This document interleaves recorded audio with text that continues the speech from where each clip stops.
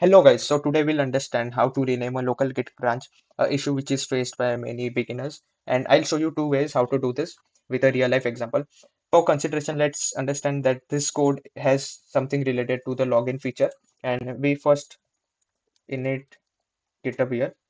After that, we need to create a branch. So the command for this one is git checkout -v lets us create new branch and let's name this as login feature. So this is a branch. We can check the branches here, but right now the branch won't be shown because we have not committed anything to it. So we need to git add dot means we are adding all the files. We need to make a commit here, git commit. Let's say this is our first commit. Now if we check git branch, it is showing us the branch name login feature. Let's create one more branch, git checkout -b, like dashboard feature. Okay, so right now we are on dashboard feature, which we can see here.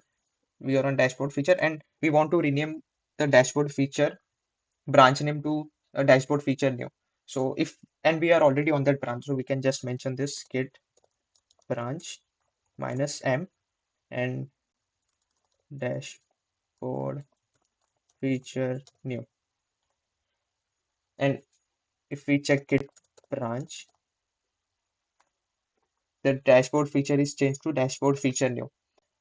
But what if we want to change the login feature branch name to login feature new without checking out to that branch or without switching to it? So there is another command which is git branch -m and we take the branch name which we want to change and then we give the new name which we want for it.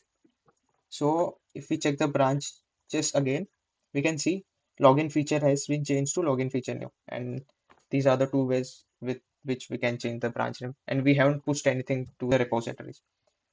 Please like and subscribe for more videos.